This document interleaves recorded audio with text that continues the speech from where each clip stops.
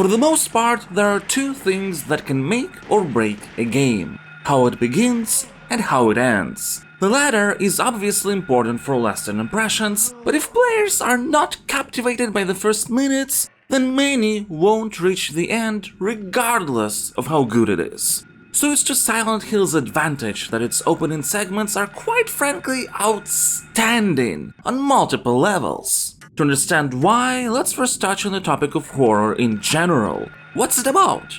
There are so many types of horror, but at the end of the day, each one revolves around power imbalance, where those being subject to horror have the short end of the stick. To put it simply, being powerless makes things scary. The lack of power doesn't have to be physical in nature necessarily. It can be related to knowledge. The ability to explain something shifts the scales towards the powerless, as understanding what or why one is up against can make things less scary, even if they don't become less menacing or dangerous.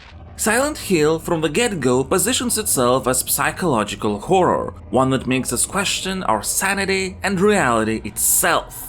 This uncertainty of course hinges on the lack of knowledge, the inability to come up with a rational and reasonable explanation, something Silent Hill greets us with through its opening intro. At first, it looks like a traditional cutscene montage set under melancholic melody with some sinister undertones, because that's what it is at face value.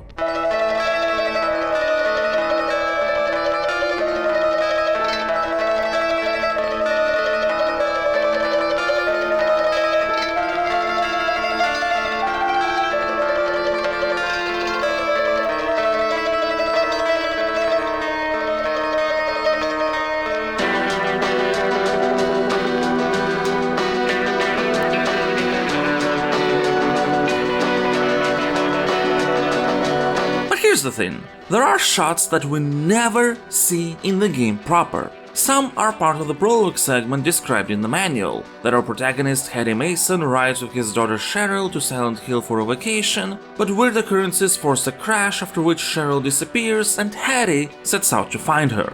This segment is never played like a full cutscene, it's only part of this montage, as there are some scenes that don't make sense unless we discover some lore tidbits throughout the game. But there's also shots that can't be explained with certainty even after completing the story. At best, we can just speculate what they depict. So from the start, Silent Hill turns player expectations over their heads by not providing a classic linear story cutscene that will just set up the stage and explain everything. No, we start the game and immediately there is a feeling of confusion. As we get out of the car to start searching for Cheryl, obviously the very first thing we notice and dread is the fog. It's literally obscuring our view and we don't know what's out there, what awaits us. We know Silent Hill is supposed to be a scary game, so we expect some monsters, only as we go through the streets the game doesn't send any at us. It's just an empty city where it keeps snowing.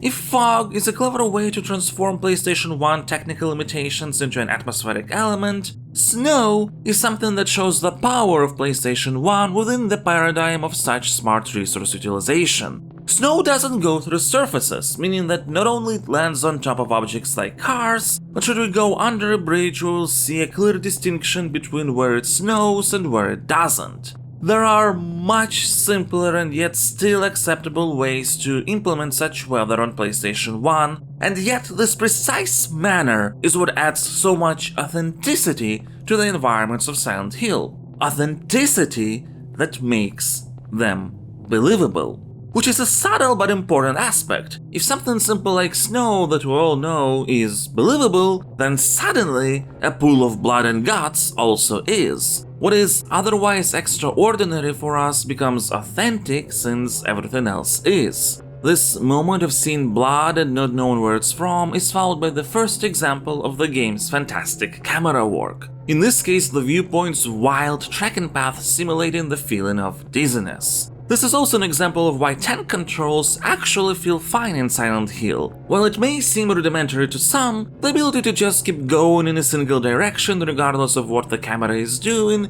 is actually imperative for maintaining the sense of flow instead of just bumping into everything. It's about here that Silent Hill also shows its sound design prowess. As we go through the alley in search of Cheryl, we start hearing sirens in the distance.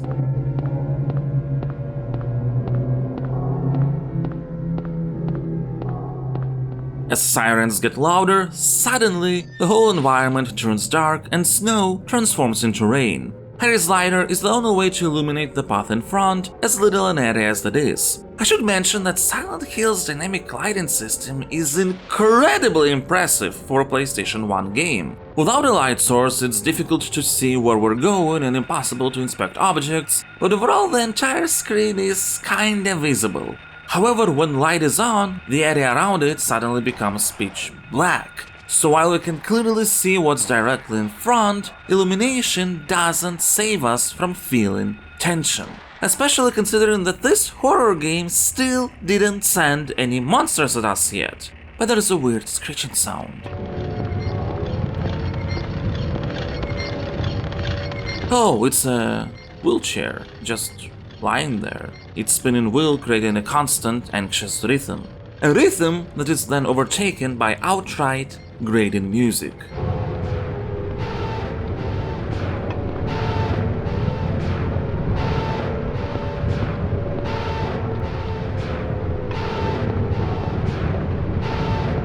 Of course, it's purposeful grading, just like the camera work. Nothing is happening yet, but I doubt anyone wants to actually be here. Musically, the game acts like we're under attack by a swarm of monsters, and yet we're just going through empty yet bloody alleyways. And then we reach a hanging, mutilated body like it's half-eaten. The music doesn't change, it's still as intense as ever, but maybe that's just the way it is now. Only it isn't. First enemies appear, some weird children with knives. They didn't jump scare, there wasn't a special cutscene, they just approached and started grabbing us. We can try to escape as we've got no means to defend ourselves. Only the pathway in the alleyway we came from is now blocked. There is nothing that can help us now. I guess this is it, I guess this is how we die, and we will just try again later. Silent Hill has a system of the controller vibrating like a heartbeat when we're damaged. The less health we have, the stronger and faster the heartbeat is. And we just feel it getting faster and faster as we submit to the powerlessness. Lack of understanding, lack of knowledge, lack of physical means to defend oneself. Only when we die, there is no game over screen, no. Harry wakes up in a diner. Was all this a dream? Was it real? We don't know, but our heart is pumping. To be absolutely honest, it probably takes less time to go through this entire intro segment than it did me talking about it. But there's just so much Silent Hill does in such a short time frame. The camera work, sound design, music, pacing, all are specifically set up to create confusion, to make this place unpleasant to be in, to dread if there's something around the corner, to make us feel powerless because we might be controlling Harry but we actually aren't in control. The only thing we can do is just submit to the whims of Silent Hill.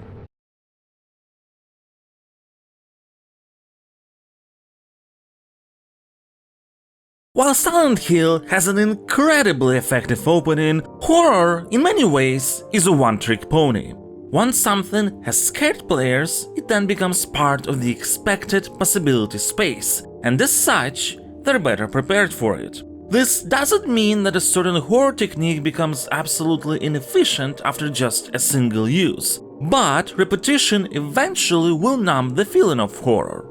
As we have discussed before, knowledge is a kind of power, but horror requires players to remain powerless. For the most part, Silent Hill takes this into account, and as such it structures itself in a very specific way so it could keep escalating the horror and make sure players never get too comfortable. When Harry wakes up in the diner, he finds the policewoman Sybil Bennett watching over him. She too tries to figure out what is going on since the town is deserted, although she hasn't encountered any monsters yet. Still, she gives Harry a pistol to defend himself, probably absolutely illegal, but hey, desperate times, right? Harry wants to find his daughter, meanwhile Sybil leaves to try and get out of town to bring some reinforcements, as the radio isn't working. Although, when we're about to exit the diner ourselves, suddenly static emits out of it, and a flying beast blasts through the window. But now we have a pistol to defend ourselves with. Since Harry is not a trained gunman, it's effective only when an enemy is close, a great way to raise tension as we can't take care of monsters from a safe distance. Obviously, this moment teaches a very important mechanic. Radio static signals that otherworldly beings are nearby, but also it creates an expectation that these beings can try ambushing us while exploring various interiors around the town. But here's another trick Silent Hill employs. This particular type of event doesn't happen ever again. And yet, it's now within the expected possibility space. So while exploring locations like the convenience store, the police station, abandoned homes, and so on, it's always on the back of our minds that something might come crashing through a window or a door. And yet, it doesn't. This has the effect of never having a release from the built-up tension and defenses. Anxiety festers within and doesn't get a resolution. Which, incidentally, also prevents players from getting used to a specific scary trope, since their preparation is turned against them. This is a big part of what makes the psychological horror of Silent Hill effective. It doesn't inject adrenaline that even when we're scared can boost our energy.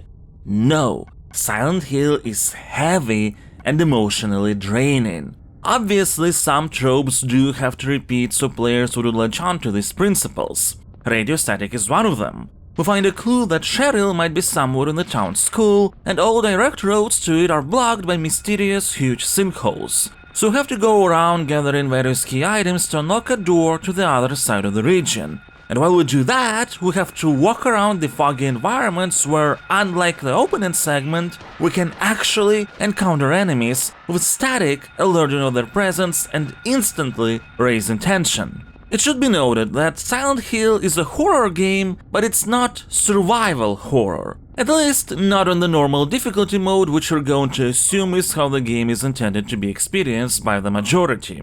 Yes, ammo for some of the more powerful weapons, like the shotgun we can eventually find, is relatively scarce, but unless we just keep ineffectively shooting at monsters from a far distance, there is never really going to be a shortage of the basic handgun bullets. This all ties back to knowledge being power.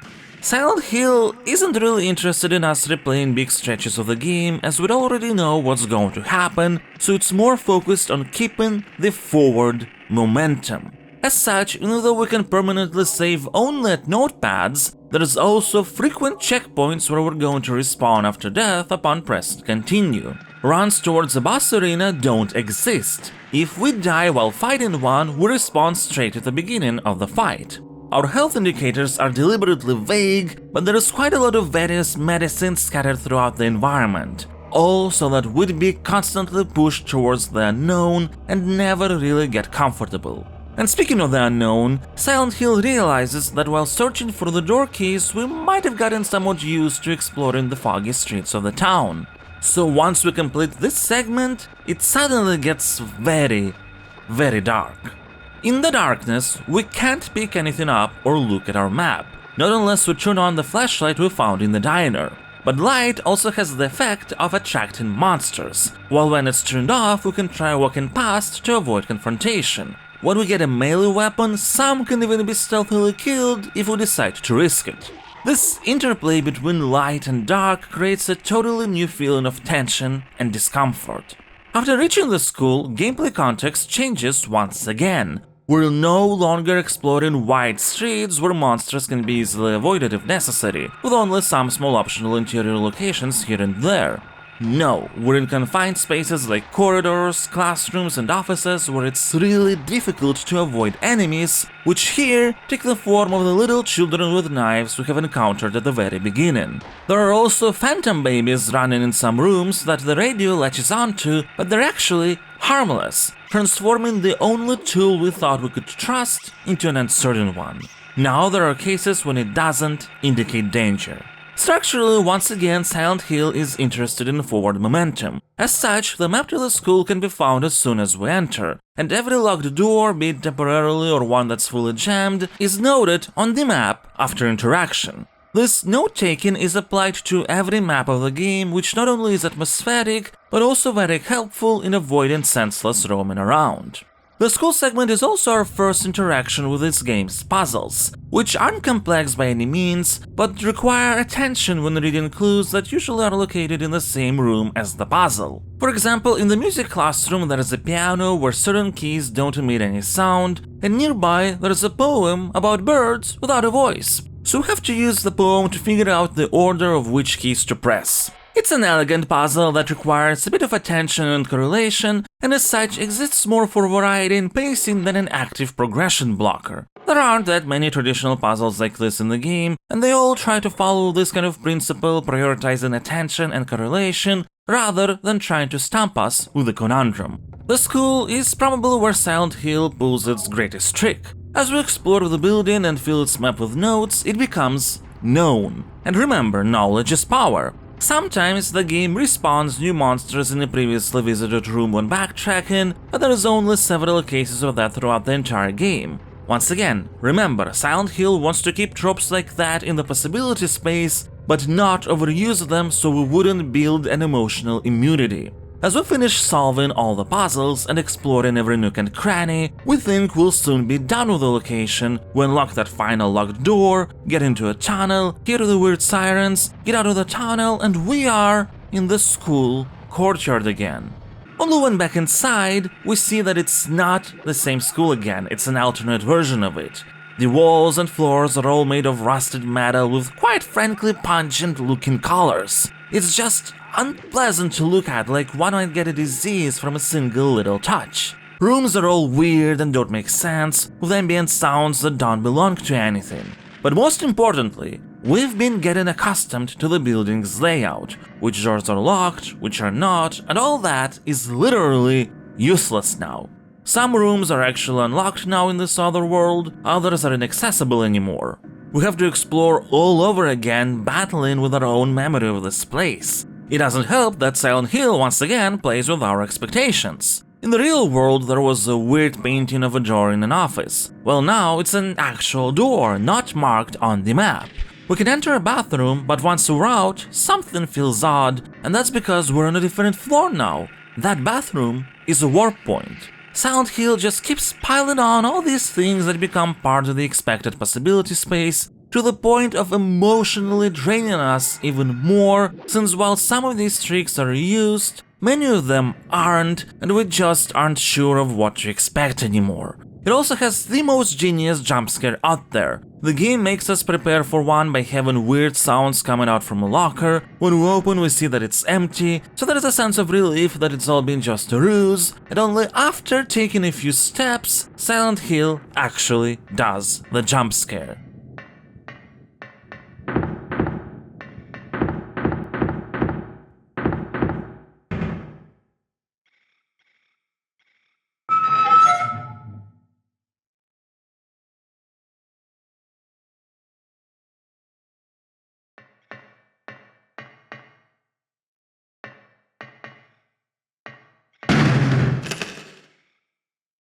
This precise moment is why the game has been avoiding doing them for so long, and guess what? There really won't be any jump scares like this after. But it's still one extra thing Silent Hill wants us to worry and be paranoid about, again, adding to the heaviness and emotional draining. And at the end of this surreal, somewhat uncomfortable psychologically speaking experience, there's a boss battle.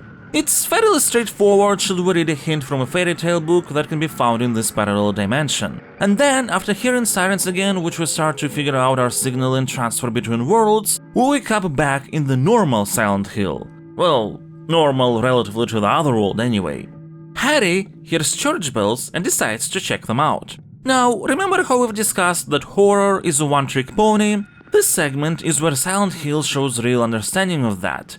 We've already been through the whole process of exploring the foggy streets, and now if you'd have to do that again, we would feel like it's pretty standard fare that's not as scary anymore, simply because we're used to it now, and let's face it, the horror has been escalated, so foggy streets pale in comparison to the alternate dimension school. So Silent Hill doesn't really attempt to overstay its welcome here. Thanks to a new key, we can find a shortcut to the previous area we've been to, and the road to the church is very straightforward. There we meet a crazy woman going by the name Dahlia Gillespie. She rambles about the oncoming darkness, gives an artifact named Flauros that we can somehow use to stop it apparently, and sends us to the hospital in another sector of the town. Reaching the hospital also doesn't take long.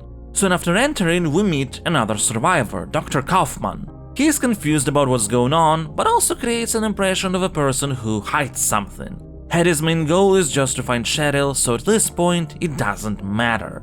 Silent Hill knows that what we as players expect now, thanks to the experience with the school, is to go through the entire hospital building, solving some puzzles on the way and fighting some enemies, have it transform into the Otherworld version, and fight a boss at the end of it all. But we go around the hospital in the real world, and there aren't really any puzzles. Nor are there a lot of doors that aren't jammed. Plus not a single enemy in sight, with the exception of a few cockroaches. Which makes it all the more tense because anyone who remembers the beginning knows that all this means is that something can lurk behind any corner. But Silent Hill is not planning to indulge our expectations, so no, there actually isn't anyone to fight. And we don't explore the hospital a lot in its normal state. Quite quickly, through some surrealism, we find ourselves on the non-existent 4th floor of the building that sends us straight into the Otherworld.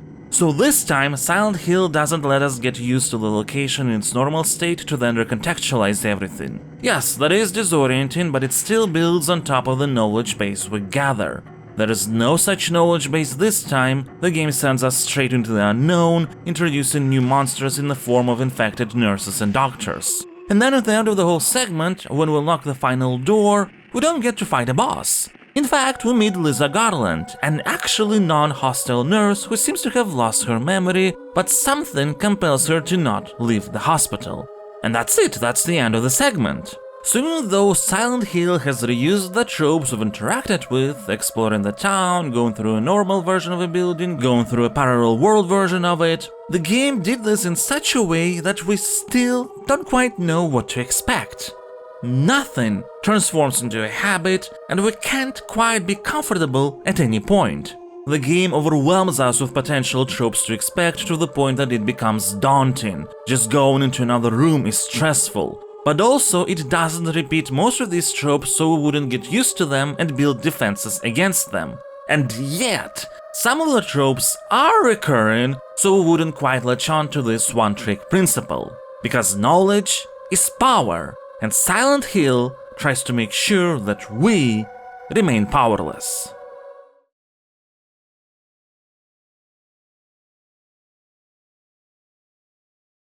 The first half of Silent Hill has expertly escalated the horror to ensure that we never get comfortable. The second half, regrettably, doesn't manage to continue doing so. Primarily because it's just one long chain of going from point A to point B over and over again. After the hospital, we have to go to the antique store on the other side of the town and watch some story cutscenes there. Then we have to go back to the hospital and watch some story cutscenes there. After that, we have to go through the sewers to another town segment, and apart from the very beginning, the sewers are basically a set of straight paths for us to follow back and forth to unlock a couple doors. We get to a new town section and guess what? Point A to point B, we have to reach a lighthouse. And on the way, if we decide to explore some buildings, we can encounter a side quest that's required for completion if we want to get at least the good ending of the game. Though of course one wouldn't know this in advance. And while rewarding exploration in such a way is cool, guess what? It's a series of fetch quests where we have to go from point to point and watch some story cutscenes. After getting to the pier, we watch a cutscene and then we have to actually reach the lighthouse and watch a cutscene there. We then go through sewers one more time in a basically straight line. And to the game's credit, it tries to keep us on edge. A new monster type gets added to the streets after hospital and another after reaching the resort area. The path from antique store to the hospital actually happens in the other world, and there's a boss battle on the way. The sewers have an enemy type that ignores our radio. But it's not enough, because at its core, despite some of these changes, we just keep going through the same context over and over again. Go through streets while avoiding monsters, go through other streets while avoiding monsters, go through more streets while avoiding monsters. And throughout all this, we build a strategy, we build defenses, and we start gaining confidence. Confidence is deadly for horror. Here's some footage of me going through one of the aforementioned segments that I want you to note. I'm running here not because I'm so scared, but because I don't care and at this point just want to get this over with as fast as possible.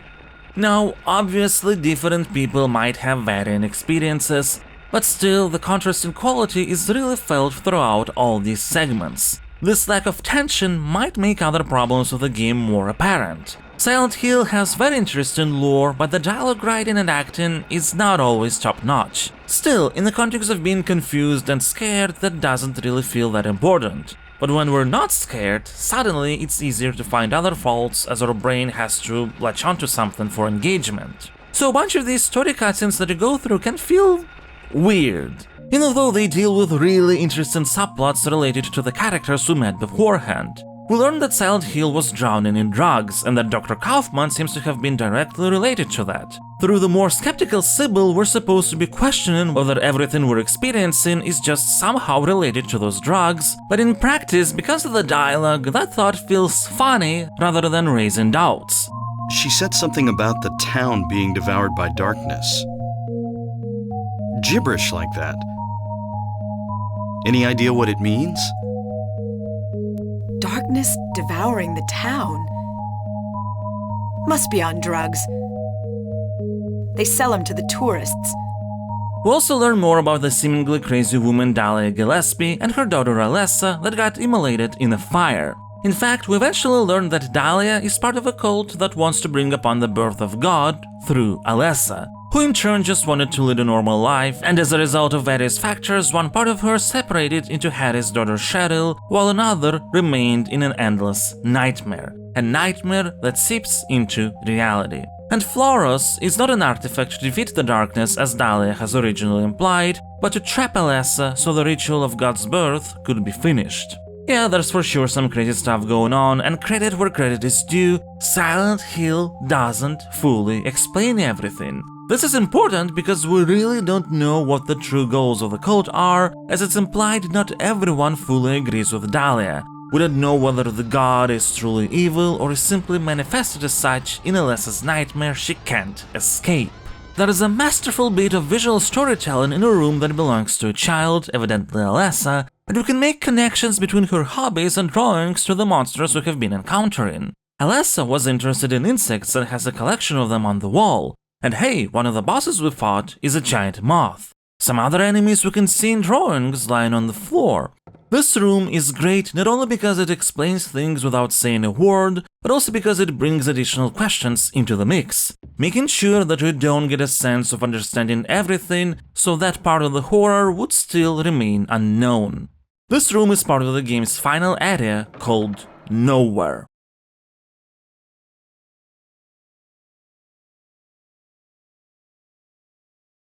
Nowhere is actually a fantastic area that pretty much saves the game from ending on a dull, repetitive note.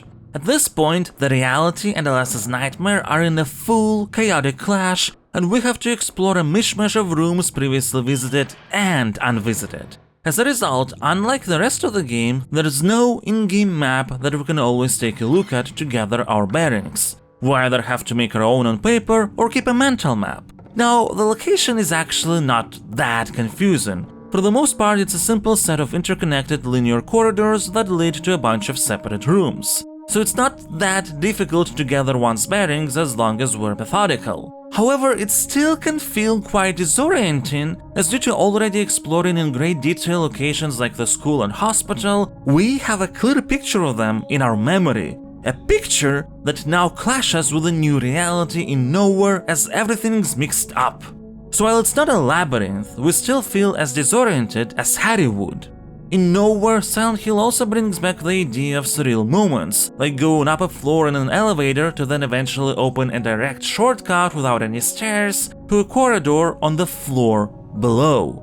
So even though the majority of the game's second half might get too boring, at least the Nowhere area sets Silent Hill back on track so it could end on a high note, focusing on the scary unknown and on making not only Harry question reality, but us as well due to our knowledge base conflicting with the layout the game provides. That being said, the final fight is somewhat disappointing mechanically and at times frustrating in terms of implementation, but it can also be cheesed through thanks to Silent Hill not being a survival game and being fairly generous with ammo and medicine, so it doesn't really ruin the experience. Silent Hill has multiple endings that depend on your actions, although I would say if you're not using a guide, the best one is possible to achieve only on a second playthrough, as there is a piece of information that's not entirely evident should you be playing blind. Although the best ending is really similar to the good one that's perfectly achievable on the first run, but really both are somewhat confusing and uncertain, with Harry actually failing at his primary mission. He doesn't save Cheryl. She has rejoined with Alessa, who regrettably has to die. However, Alessa leaves Harry with a baby. And there's so many questions at this point. Is this baby a reincarnation of a deity? And if it is it a good deity? If it's not a deity, did Silent Hill have any effect on it? We don't know. But if there's one thing I really appreciate about Harry's characterization in this game, is that he's never the aggressor. He always tries to help, to understand. Even in the moments before the final fight, he didn't just attack Dahlia. He wanted to negotiate and make sure everyone got out happy out of this nightmare. He failed. On multiple occasions. He failed with Lisa as well, although that moment is so powerful and tragically beautiful, I'm not going to spoil it here in case you haven't played the game. It's not a requirement to fully understand a Silent Hill analysis anyway. The point is, there is more to Silent Hill than just Alessa's nightmare. There's something that tries to corrupt everyone within it, be it willingly or not, and therefore manifest externally that internal darkness. Sometimes directly, sometimes not. During our playthrough, Harry doesn't simply fight monsters or avatars of evil. He fights for retaining hope, light, and just tries to make sure the darkness wouldn't take him over like it did everyone else. And that's why, even though he didn't save Cheryl, he takes the baby. Its origins are unclear, its future is unknown, identity uncertain. But maybe, just maybe, if he will raise this baby with love away from this place, they will manage to live a full life without the town corrupting them. Hope. What's really special about Silent Hill is that even though it's a scary game focusing on psychological horror, it ultimately wants to send a positive message. It feels like the world is falling apart, but it doesn't have to. The characters are falling into madness, but some can be saved. It's a horror game that keeps building anxiety, but it doesn't want to bash your head with darkness and depression. It wants you to find the light, to keep going, to find confidence amongst never-ending confusion, to brace the unknown and move forward.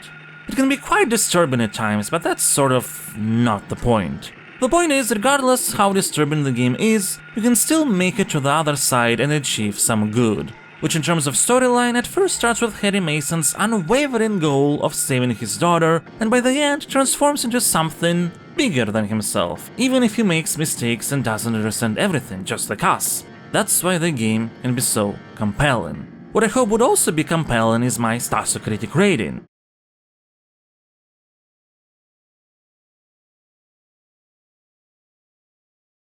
I like to use for fun a special scoring system I came up with. It's not meant to replace my arguments, but sort of a cool way to sum everything up. The system is divided into 5 categories of different weights, each has a possible rating from 0 to 10 with their own criteria. The first category is design. It has a weight of 4 since the way a game is played and structured defines your experience the most. I will assign an 8. Core gameplay is fitting for Silent Hill's type of horror. Even the 10 controls are fitting thanks to the crazy camera angles the game sometimes pulls. Harry is not a master marksman, we have to let enemies get close before we can deal with them. And this foundation is then used across a, for the most part, greatly built progression. Silent Hill is masterful at making sure we're always on our toes, that we get scared not because somebody jumps out of a corner, but because we're just dreading what's going to happen next, since the game tries to make sure that we can never get too comfortable, too used to what's going on. I already mentioned the very lengthy segment in the second half of the game where it doesn't happen.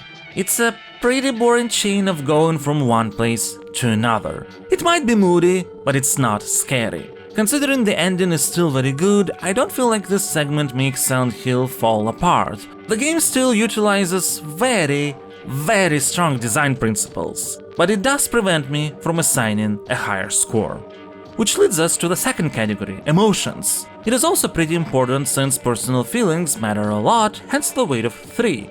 I will also assign an 8. I completed Silent Hill and I got the good ending. Thanks to a cutscene at the end, I realized what I missed to get the best one. As per design, I did mention some time ago that it's pretty impossible to deduce what particular item you need for the best one without a guide on first playthrough. Although obviously someone might. Whatever the case, I'm not going to try replaying Silent Hill. The reason lies in that lengthy, boring segment. The criteria for the score reads that there are things that I don't feel are worth my time. And that section really doesn't feel worth my time. It's just so boring. When I think about having to go through it again in a mandatory fashion, I'm like, no. But the rest of the experience was still great. Next, we have Cohesion, a category with a weight of 2 that's all about how well different facets of a game are combined together into a singular, coherent experience. And here I will assign a 10.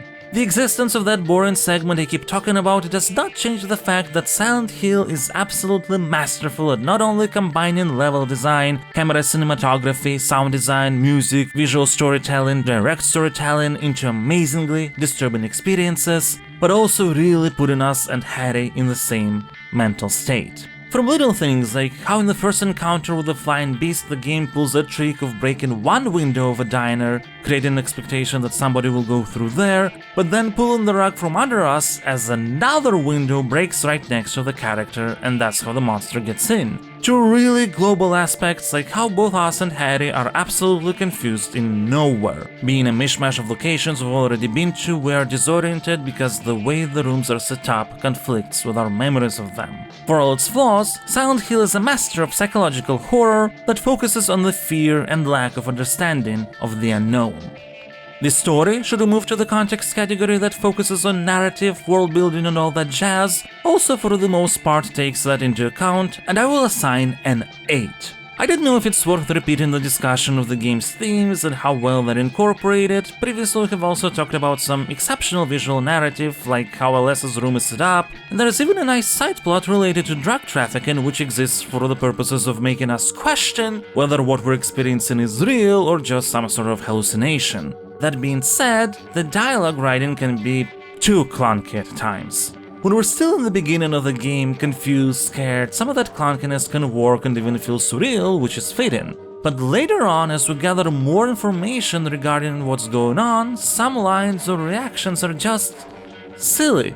And in the context of everything the game does, that's more than a little flaw, it can really affect the experience. So the score is still high since there are a lot of strengths, but I can't ignore the jarringly uneven writing. I also can't ignore the jarringly uneven voice acting, which is a part of the aesthetics category. Although for the most part it's fine enough, so I will assign a 9, especially considering that the game's implementation of visuals, sound and music is absolutely masterful. Visually, Silent Hill feels authentic and real. Obviously, considering it's a PlayStation 1 game, the models can look a bit blocky and simplistic, but there's such a great amount of details, like snow and rain particles existing in actual 3D space and realistically falling on objects on the streets, to very little things like an elevator having one button on the top and bottom floors, but 2 buttons on the middle ones. Things that are technically unnecessary in the grand scheme of things, but they make the world and setting feel actually lived in. And if the mundane feels real, then the extraordinary and otherworldly feels real as well. That, combined with absolutely fantastic sound design like the multiple layering of radio static depending on the amount of enemies around, and great music that...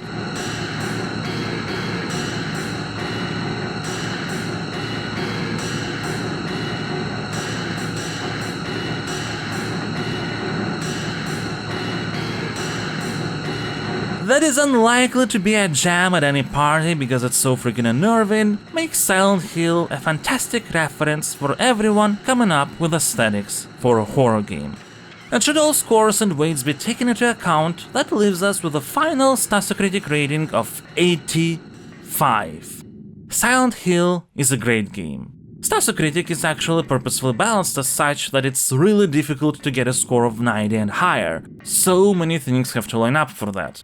So 85, in the context of the score being just a numerical representation of all my previous arguments, is actually a testament to the quality of the game. Silent Hill is psychological horror at its best, and also at its worst. But at the end of the day, the best does trample the worst.